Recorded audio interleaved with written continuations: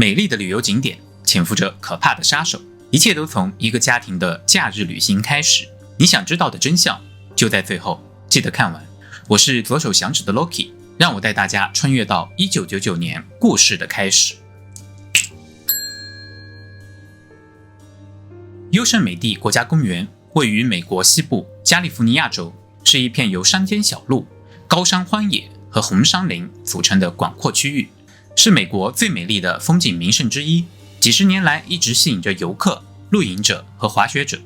42岁的卡洛尔·桑德和43岁的丈夫詹斯都是斯托克顿地区著名的房地产经纪人，他们有一个15岁的女儿朱莉。几周以前，朱莉的朋友16岁的希尔维娜·佩洛索，一名来自阿根廷的外国交换生，来到了他们的家庭，并且准备在这里度过3个月的游学时光。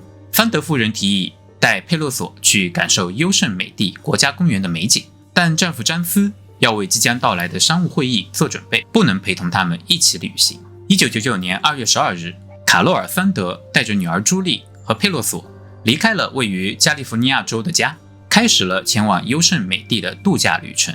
他们先飞往旧金山，桑德夫人在那里租了一辆红色庞蒂亚克轿车，之后在斯托克顿停留。朱莉在那里参加了大学的啦啦队比赛，然后他们前往位于优胜美地西坡的雪松小屋，在那里他们预定了一个3人房间。14日一早，他们来到了旅馆，因为舟车劳顿，他们早早地休息了。2月15日，3位女士徒步旅行，并欣赏了公园的美景。当天晚上，母亲和孩子们在旅馆服务台租了几部录像带，在房间里观看，之后再也没有人看到他们出现了。旅馆工作人员声称，他们在2月16日早上打扫房间时，没有发现任何可疑的情况，退房手续已经提前办好，钥匙按照惯例留在了房间的桌子上。丈夫詹斯原定于当晚在旧金山机场与他们会面，然后陪同他前往亚利桑那州参加会议。但詹斯在机场并没有等到他的妻子，他以为女士们已经先飞了过去，于是自行飞往亚利桑那州。第二天，依然无法联系到女士们的詹斯选择了报警。后来得知，他们一直没有归还租来的轿车，也没有通知租车公司需要延长租车协议。当地警方和公园安保人员开始在失踪3人最后出现的地方进行搜索。最初怀疑他们可能偏离了徒步路线，在林地中迷路了。奇怪的是，桑德的钱包出现在了加利福尼亚州的一条街道上，里边的钱和物品都完好无损。FBI 因此嗅到了一丝危险的气息。1周以后，搜救小组依然一无所获。调查人员几乎可以确定，女士们成为了暴力犯罪的受害者。FBI 于2月28日将桑德事件作为谋杀案处理。民众提供了1000多条线索，但都没能提供有价值的线索。调查局加大了搜索力度，动用了更多的高科技设备和空中支援。在莫德斯托，人们为失踪人员举行了游行和守夜活动。詹斯悬赏25万美元，征集能帮助找回女士们的信息。几周后，他将金额提高到30万美元，依然毫无结果。随后，残酷的现实来临了。3月18日深夜，一名徒步旅行者在森林地区108号公路旁发现了一辆被烧毁的1999年红色庞蒂亚克轿车。加州公路巡警核实了这辆车的车牌，是桑德女士租用的车辆，并立即通知了 FBI。 调查人员于19日一早到达现场，打开后备箱，发现了2具烧焦的遗骸，已经无法辨认。几天后，通过牙科记录，遗骸被确认为桑德和佩洛索。调查人员怀疑年轻的朱莉可能就在附近，于是沿108公路开始搜索，询问当地人并拦截车辆，以寻找任何可以告诉他们这辆车是如何到达这里的人。但更重要的是，他们要找到朱莉。3月25日，在数公里之外的佩德罗湖附近，人们终于发现了朱莉·桑德的遗骸。她的喉咙被狠狠地割伤了，差点被斩首，并且严重腐烂。在接下来的几周里，一个由 FBI 特工和周围4个县的执法人员共同组成的专案组负责抓捕犯罪嫌疑人。警方认为凶手是熟悉该县的人，他成功地驾驶着一辆闪闪发光的红色轿车，在峡谷、湖泊、密林和乡间小路上神不知鬼不觉地穿行。FBI 认为只有本地人才会知道车被遗弃的那个废弃金矿，凶手对这一带非常熟悉，足以将汽车藏到当地人倾倒垃圾的地方，而且他还知道汽车燃烧的气味在这里不会引起人们的注意，因为空气中经常弥漫着人们焚烧垃圾的臭味。自此，当地人开始议论他们中间可能有杀人犯。到4月中旬，新闻报道观光客谋杀案的犯罪嫌疑人已经被捕，并因与此无关的指控被关押在监狱里。虽然当时没有公开姓名，但媒体后来公布了这些名字：迈克尔·米克·拉威克，42岁，吸毒者，在汽车发现地附近长大，曾因涉嫌枪杀警官而入狱，有长期犯罪记录。他否认与案件有关。尤金·鲁佛斯，32岁，是拉威克的兄弟，有长期犯罪记录。他同样否认与谋杀案有任何牵连。比利乔·斯特兰奇，39岁，曾在被害女性最后一次出现的餐厅工作，他否认参与了这起谋杀。达克尔·雷格·斯蒂芬斯，55岁，斯特兰奇的室友，曾因强奸和犯罪被定罪，他坚称自己是无辜的。到6月底， FBI 发表声明称犯罪嫌疑人已经在他们抓捕的4名嫌疑人当中了，全国上下都松了一口气。但就在发表声明3周后，第4名受害者在距离雪松小屋几公里的地方被残忍地杀害了。大家听到的大多数都是 FBI 成功的案例，但事实上 FBI 在很多案件上都失手过。点赞超过5000，我给大家整理出来讲给大家听。记得订阅频道，不错过更新。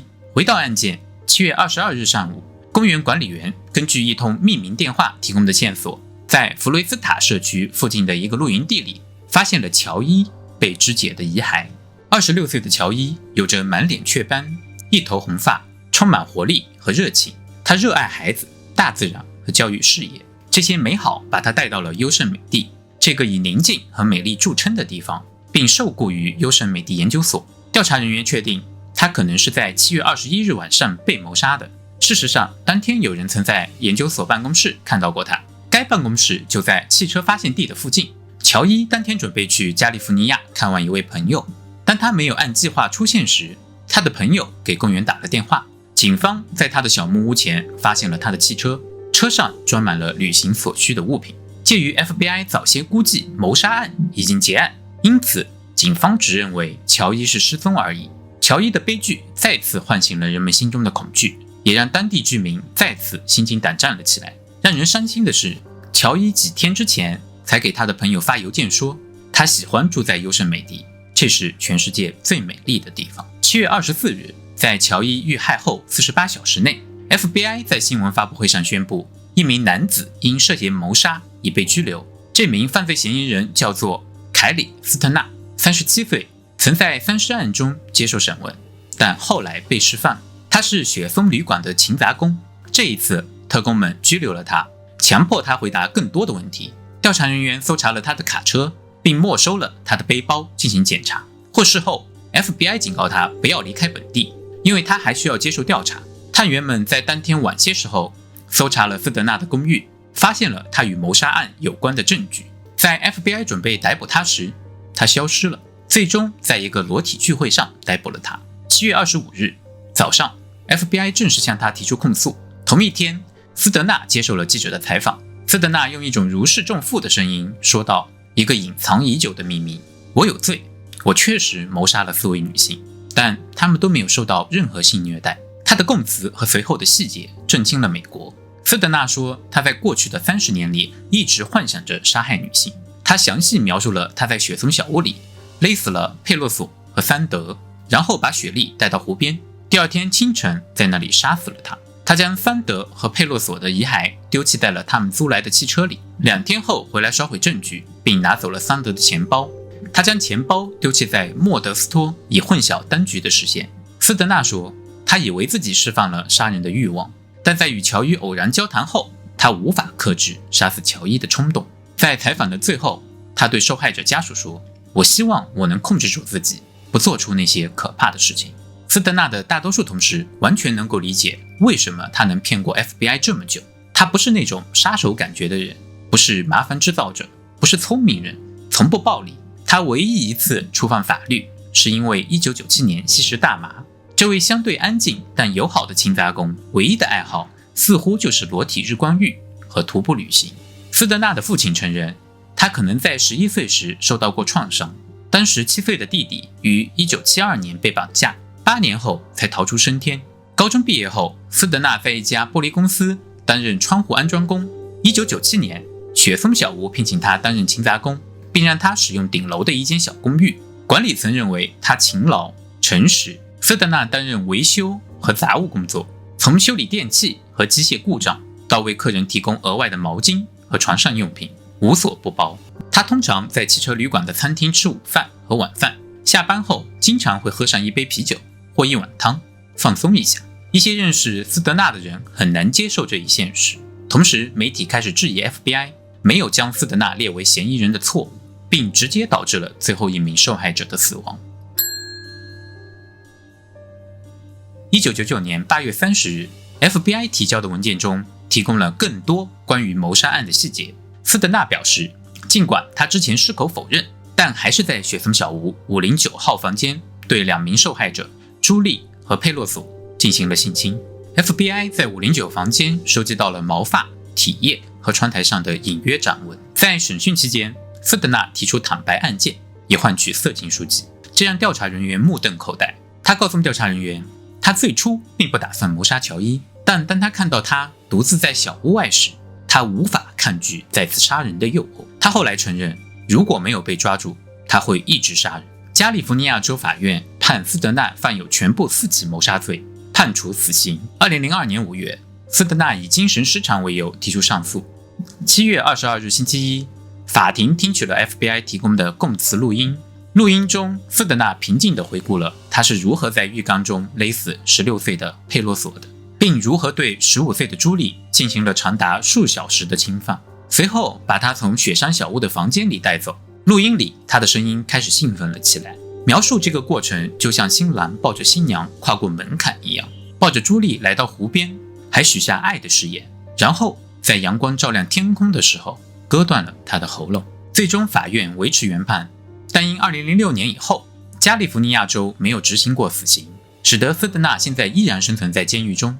因为不得假释，他再也没有机会去杀死一个毫无戒心的女人了。至此，优胜美地连环杀人案告一段落。外出旅行的你，请切勿轻易相信陌生人，记得给自己和爱的人准备一个可以随身保护自己的小工具，为自己的安全负上最大的责任。欢迎大家来到 Loki 的密室，点击下面的小铃铛订阅这个频道，每周为你带来奇案，和你一起看清黑暗中的双手，远离那些隐藏的恶意。